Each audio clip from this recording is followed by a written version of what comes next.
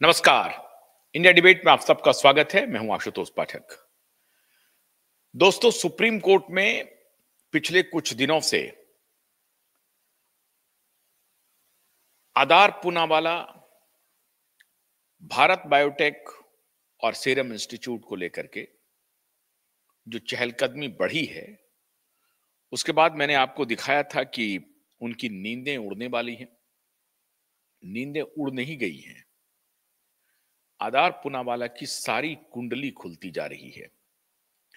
और जिस भारत बायोटेक को आप सभी ये जानते होंगे कि इंडिजेनस है, या सीरम इंस्टीट्यूट को लेकर के जिस प्रकार से प्रचारित किया गया कि देश ने आत्मनिर्भरता पाली, हमारे देश के व्यवसायियों ने बहुत बड़ी संख्या में बूटी का निर्माण किया, विदेशों को हमने एक्सपोर्ट किया, ये सारी बातें जो हुई, इसका जो ढोल पीटा गया, तो ये बात सही है कि सीरम इंस्टीट्यूट बहुत ही पुराना एक लैब है जो सबसे ज्यादा दुनिया में 50% जो वैक्सीन मार्केट है पूरी दुनिया का, उसमें 50% पर अकेले सीरम इंस्टीट्यूट का कब्जा है। लेकिन ये तो एक पक्ष है। 1966-67 से ही वो ऑपरेशन करता रहा है। लेकिन उनको किनका किनका साथ मिला है। अभी जब ये महामारी आई, महामारी के बाद असल में इन लोगों की कुंडली खुलनी शुरू हुई कि ये लोग करते क्या हैं, कैसे फार्मा कंपनियों को कंट्रोल करते हैं, फार्मा कंपनियां इन्हें कंट्रोल करती है, फार्मा कंपनियों के साथ मिलकर के ये लोग धंधा करते हैं और लोगों को डर दिखा करके, खौफ दिखा करके कि आपकी जान खतरे में है, आप अगर ये नहीं लेंगे तो आप मुश्किल में पड़ सकते हैं, ये सब कह करके कैसे कैसे इन्होंने अपने कारोबार को मल्टी बिलियन ट्रिलियन में लेके गए हैं। ये सारी कुंडली अब अदालत के एक फटकार से खुलने वाली है। आपको याद होगा कि हम लोग क्यूबाइब नेटवर्क तो 2020-21 से ही ये अभियान चला रहा है और इस खास तौर से आधार पूनावाला को, साइरस पूनावाला भी नहीं, आधार पूनावाला को एक्सपोज करता रहा है। ये वही आधार पूनावाला है जिन्होंने कहा था कि अदालत को भी ऐसी कोई याचिका नहीं सुननी चाहिए जो बूटी के खिलाफ आए, या कोई साइंटिफिक अगर कोई एडवर्स इफेक्ट होता है और उसके बारे में अगर कोई लोग आपको कंप्लेन करता है तो इसकी याचिका आपको नहीं सुननी चाहिए, सुननी ही नहीं चाहिए। ये अदालत को गाइडलाइन दे रहा था। इतना ही नहीं, अभी जब ट्रंप का और एलन मस्क का और रॉबर्ट एफ कैनेडी का डंडा चल रहा है, उसके बाद भी इस व्यक्ति की हिमाकत देखिए कि वर्ल्ड इकोनॉमिक फोरम में जाके कह रहा है कि बूटी को पूरी दुनिया में मैंडेट किया जाए, उसको आवश्यकभावी किया जाए, उसको आवश्यक किया जाए, हर व्यक्ति को, हर इंसान को, महिला पुरुष को, बच्चे को लेना अनिवार्य किया जाए। ये बोल के आ रहा है डावोस में। डावोस इन लोगों का नया ठिकाना है अय्यासी का, असल में स्विट्जरलैंड।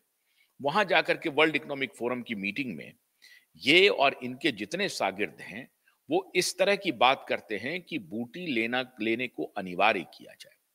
क्यों अनिवार्य किया जाए? क्योंकि इन्हें बूटी बेचना है। बूटी क्यों बेचना है? क्योंकि ट्रिलियंस, बिलियंस, मिलियंस में पैसे इनको कमाने हैं, लूटने हैं, लोगों के पैसे लूटने हैं।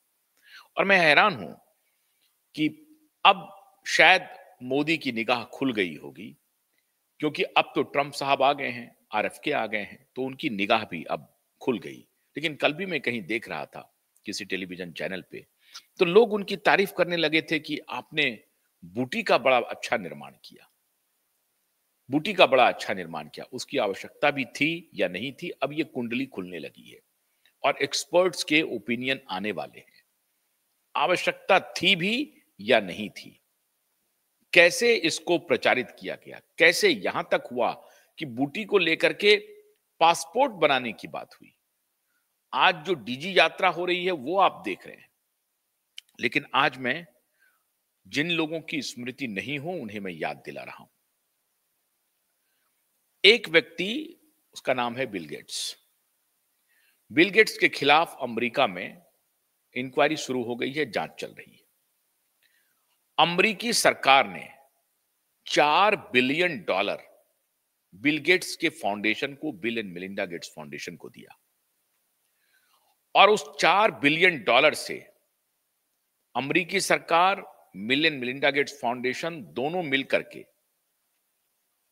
दुनिया भर के तमाम फार्मा कंपनियों में, दुनिया भर के तमाम लेबोरेटरीज में, बूटी के जो रिसर्च और डेवलपमेंट के जो लेबोरेटरीज हैं उसमें इन्वेस्टमेंट किया। अकेले खाली भारत में नहीं किया, दुनिया का ऐसा कोई देश नहीं बचा जहां की बूटी का निर्माण हो रहा हो या अन्य दवाइयों का निर्माण हो रहा हो, अलग अलग बीमारी के लिए अलग अलग स्पेसिफिक दवाई का निर्माण हो रहा हो, उसमें इन्होंने इन्वेस्ट नहीं किया। इनको मालूम था कि टेक्नोलॉजी के बाद कोई, ना तो वो डॉक्टर है, ना वो साइंटिस्ट है, ना वो इंजीनियर है, लेकिन माइक्रोसॉफ्ट उनकी ऑपरेटिंग कंपनी थी, उस पर कब्जा होने के बाद जब उनको लगा अब ये, इसका मैक्सिमम यूटिलाइजेशन हो गया है, इससे जितना कमाना था कमा लिया, और अब टेक्नोलॉजी आएगी उसमें हमारा बहुत मुश्किल रहेगा, नए नए उपयोग होंगे, उसमें शायद हम हाशिए पर चले जाएंगे। तो इन्होंने अपने बिजनेस का मॉडल बदल दिया। और आपको मालूम होगा कि ये जो फाउंडेशन अमेरिका में बनते हैं वो इसलिए बनाए जाते हैं क्योंकि टैक्स इवेजन करना है, लोगों पैसा बचाना है, और फिलैंथ्रोपी के रूप में आ जाना है, और अपने आप को फिलैंथ्रोपिस्ट कह देना है कि अब तो मैंने बहुत पैसा कमा लिया, अब लोगों का भला कर रहा हूं। इसकी आड़ में शुद्ध और शुद्ध व्यवसाय करना शुरू किया। और यही व्यक्ति था जो बार बार कहता था कि दुनिया में अब वॉर जो है, लड़ाई जो है वो हथियार से नहीं होगी, अब तो केमिकल वेपन्स आ जाएंगे और दवाइयों का वॉर होगा, महामारी का वॉर होगा, और महामारी में लोगों की मौत होगी। ये व्यक्ति लगातार इस बात को प्रचारित प्रसारित करता रहा। भारत में $4 बिलियन तो अमेरिका से मिला। भारत में इस व्यक्ति का फाउंडेशन 2000 में बना, सबको मालूम ही है। 2006 में public health foundation of India बना। पब्लिक हेल्थ फाउंडेशन में bill and Melinda Gates foundation partner बना, और भारत सरकार भी पार्टनर बनी, और दोनों मिलकर के 60-60 करोड़ के इन्वेस्टमेंट से पीएचएफआई का निर्माण किया, public health foundation of India का। और उन्होंने एक प्रकार से भारत के सभी हेल्थ केयर पॉलिसीज को इन्फ्लुएंस करना शुरू किया। यह है बिल गेट्स। पहला पेनिट्रेशन हुआ भारत सरकार में बिल गेट्स का public health foundation of India के माध्यम से, और फिर उसके बाद मिनिस्ट्री ऑफ हेल्थ में, Indian council of medical research में इन्होंने अपने मोल्स छोड़े, अपने लोगों को छोड़ा, अपॉइंट किया, और ये फिर धंधा शुरू किया। भारत, आपको मालूम है कि यूरोप, पूरा यूरोप, इंग्लैंड, ऑस्ट्रेलिया, जापान और अमेरिका मिला ले तब भी भारत के बराबर आबादी रही है। तो एक तरफ पूरी दुनिया और एक तरफ भारत। भारत पर इनकी विशेष नजर पड़ गई, और जब 2000 में इनका फाउंडेशन बना तब से ही भारत में इन्होंने फाउंडेशन के विस्तार के लिए, मतलब विस्तार कैसे होगा, अलग अलग कंपनियों, भारत सरकार, इसको अपने कब्जे में लेने के लिए अपना एक खेल शुरू किया, और इसमें पार्टनर बना हाल के दिनों में ये आधार पूनावाला। महामारी के दौरान सीरम इंस्टीट्यूट को 1300 करोड़ का निवेश किया। छोटा छोटा अमाउंट ही निवेश करता है ये। $150 मिलियन, 1300 करोड़ का सीरम इंस्टीट्यूट में। और जो दूसरी कंपनी थी जो कि हैदराबाद में है, भारत बायोटेक में भी मिलियंस ऑफ डॉलर निवेश किया। और भारत बायोटेक सिर्फ बिल एंड मेलिंडा गेट्स से नहीं, उसमें तो कहा जाता है कि 80% तक कृष्णा एला की जो कंपनी है, पति पत्नी मिलकर के इन्होंने कंपनी का निर्माण किया था 1996 में, और उसके बाद से major stake Bill and Melinda Gates foundation का ही है, 80% के आसपास। लेकिन आपको लगता होगा कि भारत बायोटेक जो है वो सरकार की कंपनी है, और इसी तरीके से इन्होंने प्रचारित भी किया। भारत बायोटेक सरकार की कंपनी नहीं है, ये दो इंडिविजुअल की, पति और पत्नी की प्राइवेट एंटिटी है, और उसमें इन्होंने ऐसा कोई ऑर्गेनाइजेशन नहीं है जिससे इन्होंने फंडिंग उठाया नहीं है, और Bill and Melinda Gates foundation major funder है भारत बायोटेक को। उसी प्रकार से सीरम इंस्टीट्यूट में लगभग 60% इन्होंने निवेश किया हुआ है, और पहले जो शुरू का जो निवेश चल रहा था उसके आगे धीरे धीरे बढ़ते बढ़ते 60% तक इन्होंने निवेश किया लगभग, और $150 मिलियन तो अकेले महामारी के दौरान निवेश किया, क्योंकि उनको बूटी बनाना था महामारी को लेकर के। ये है इनका निवेश और ये है हमारे देश का आत्मनिर्भर भारत। तो आपको जो ये कहानी मीडिया फैलाती है कि हमने वैक्सीन में आत्मनिर्भरता पाली, असल में हमारे देश के प्रधानमंत्री को इन लोगों ने गुमराह किया।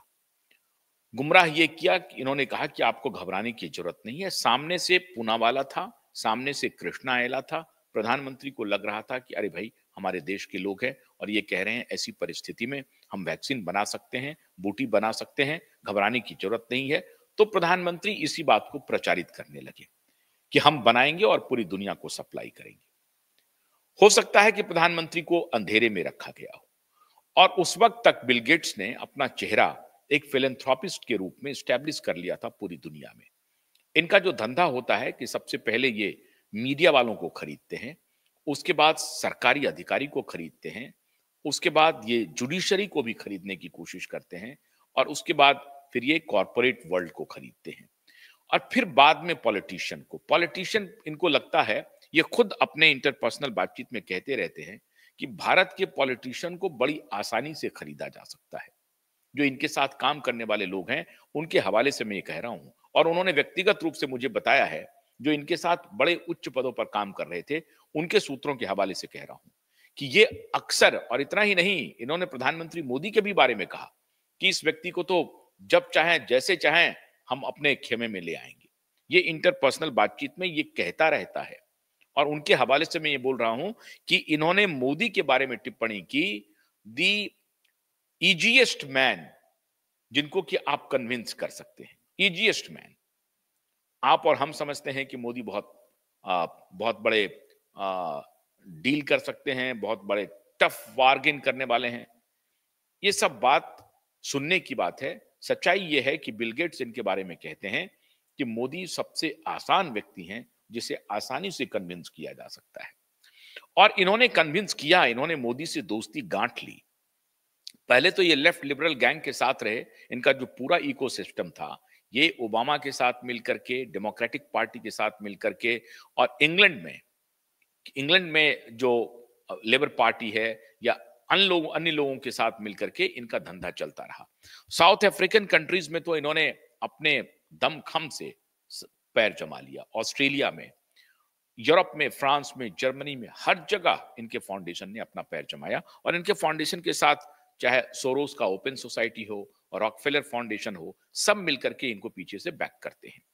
तो सीरम इंस्टीट्यूट में इन्होंने $150 मिलियन का निवेश किया। उसके बाद आपको इतिहास मालूम है कि किस प्रकार से आधार पूनावाला और बिल गेट्स ने बूटी के प्रचार प्रसार के लिए क्या क्या हथकंडे नहीं अपनाए। बाद में जब इलेक्टोरल बॉन्ड का पता चला, तो पता चला कि सीरम इंस्टीट्यूट ने बीजेपी को भी चंदा दिया है, कांग्रेस पार्टी को भी दिया है, अन्य पार्टी कांग्रेस को डायरेक्टली दिया या नहीं दिया, लेकिन उनका इलेक्टोरल बॉन्ड था, जो चाहे वो खरीद सकता था। एनसीपी को मिला होगा, या एनसीपी को तो बड़ी संख्या में मिला है। सकाल ऑर्गेनाइजेशन को तो कहा जा रहा है कि 3000 करोड़ रुपए इन्होंने दिए। और इसीलिए आपको याद होगा कि सुप्रिया सुले पार्लियामेंट में खड़े होकर के सबसे पहले ढोल पीटने में थी कि बूटी कब दे रहे हैं, बूटी कब दे रहे हैं। तो सरकार को भी कब्जे में किया, अपोजिशन के नेताओं को भी कब्जे में किया, और हमें और आपको पूरी तरह से डार्क में रखा इस मीडिया ने। मीडिया के ऊपर बहुत पैसा ये खर्च कर रहे थे। खुद मीडिया के बड़े बड़े पत्रकारों को ये चार्टर प्लेन में डावोस की यात्रा करवाते थे, और उसमें एक ग्रुप है जो सो कॉल्ड लेफ्ट लिबरल का ग्रुप है, उनके पत्रकार तो समझिए कि नंगई की पराकाष्ठा पर चले गए। वो घूमते थे इनके चार्टर प्लेन में, इनके साथ घुड़सवारी और ये तमाम तरह के इनके लैविश लाइफ को दिखाया जाता था, और वहां से प्रचारित किया जाता था कि अगर बूटी नहीं आएगी तो आप समझिए खत्म है। अगर आपने बूटी नहीं ली तो आपका जीवन बेकार है। अगर आपको बचना है, स्वस्थ रहना है, तो बूटी का प्रचार प्रसार किया, और मीडिया के साथ साठगांठ करके अपने प्रोडक्ट को बेचने के लिए, आप सोचिए कि ये कितनी दुखद बात है कि आपको एक प्रकार से डराया गया, दिन रात डराया गया मीडिया के साथ मिलकर के, और हर जगह यह प्रचारित किया गया कि बचने का एक ही रास्ता है, वो है बूटी। जब तक बूटी नहीं लेंगे आप बच नहीं पाएंगे। यही कुप्रचार किया गया। अब मीडिया इनके साथ पार्टनर बनी, अपोजिशन के नेता पार्टनर बने, सरकार को इन्होंने गुमराह किया। अब ये सारी बातें आज सुप्रीम कोर्ट में, नागपुर हाई कोर्ट में, मुंबई की दूसरी अदालत में, हर जगह, केरला कोर्ट में, हर जगह चलनी शुरू हो गई है। और माननीय जज साहब भी अब इस कंक्लूजन पे पहुंच रहे हैं कि महामारी के दौरान जो इन लोगों ने पाप किया, उस पाप का जड़ क्या है, उस पाप करने के पीछे राज क्या है, ये पता किया जाए। पाप तो हुआ, अब ये पता किया जाए कि पैसा कमाने की हवस इन लोगों में इतनी ज्यादा क्यों थी। ये इतना पैसा कमाना चाहते हैं या इसके अलावा भी कोई एजेंडा था। बहुत सारे एजेंडे अब इनके खुलने वाले हैं। ये सारी बातें आ रही हैं इस मुद्दे में। अब वो चलेगा या नहीं चलेगा ये कहना मुश्किल है, लेकिन लोग कह रहे हैं, अभी ट्रंप सरकार और एलन मस्क दोनों ये बात कह रहे हैं। ट्रंप और एलन मस्क वो लगातार कहते जा रहे हैं कि बिल गेट्स ने क्या क्या कुकर्म किए हैं। अब पूरी दुनिया की निगाह में ये आ रहा है। अब पूना वाला जो कोशिश कर रहे थे, अभी नागपुर कोर्ट से इनके खिलाफ 19 लाख करोड़ का 12 लाख करोड़ का नोटिस निकला है, बिल गेट्स के खिलाफ और पूना वाला के खिलाफ। सबसे पहले इन्होंने अपने जो एडवाइजरी थी उसका दुरुपयोग किया। इन्होंने कभी नहीं कहा कि हमारी बूटी से नुकसान भी होता है, जबकि शुरुआत में ही दुनिया के 21 देशों ने इनके बूटी को प्रतिबंधित कर दिया था। एस्ट्राजेनेका के मॉडल पर बनाया था इन्होंने, और दुनिया के 21 देशों ने इन्हें प्रतिबंधित कर दिया था। लेकिन इस प्रतिबंध को ये हटा करके यहां पर प्रचारित करते रहे। दुनिया के 21 देशों ने प्रतिबंधित किया इनके बूटी को, तो वहां कह दिया कि अरे वो हमसे खरीदना नहीं चाहते हैं, क्योंकि वहां ये कॉर्पोरेट वॉर चल रहा है। फाइजर वाले वहां पहुंच गए हैं। फाइजर में भी bill and Melinda Gates foundation का इन्वेस्टमेंट है, ब्लैक रॉक का इन्वेस्टमेंट है, कार्ल स्वाब का इन्वेस्टमेंट है। ऐसे तमाम बिजनेसमैन जिन्होंने इन कंपनियों में निवेश किया हुआ है, क्योंकि हेल्थ जो है वो एक बहुत बड़ा बाजार है। वेंगार्ड ने किया, कार्ल स्वाब ने किया, ये सारे लोग इन्वेस्ट कर रहे हैं। लेकिन हमारी और आपकी आंख पर पर्दा डला हुआ है। आपको लग रहा है कि ये शायद हमारे जान की रक्षा के लिए आ रहे हैं, लेकिन खेल कुछ और चल रहा था। पैसे बनाए गए इस दौरान। और आज भी मुझे हैरानी है कि आज भी लोग, आज भी एक पार्टी विशेष के नेता ये समझना नहीं चाह रहे हैं कि उनको किसने गुमराह किया, एक एक हॉस्पिटल कैसे बन गया, तो इसमें किसकी मिली भगत थी, आज भी वो समझना नहीं चाह रहे हैं। अच्छी बात यह है मित्रों कि अब ये बात अदालत में पहुंच गई है, और अदालत अब सरकार को निर्देश दे चुकी है कि भाई जो बात हो गई सो हो गई, लेकिन अब जो होगी तो उसका कॉम्पनसेशन आपको देना पड़ेगा। ये एक प्रकार से कहा है कि पॉलिसी फ्रेम करके बताइए। अब इस कॉम्पनसेशन में चूंकि 12 लाख करोड़ का नोटिस गया है, आधार पूनावाला ने इसके पहले भी जो कोर्ट को रिप्लाई किया है अलग अलग जगहों पे, नागपुर में तो इन्होंने ये कह दिया कि ये जज जो हैं वो अल्टीरियर मोटिव से हमें नोटिस दे रहे हैं।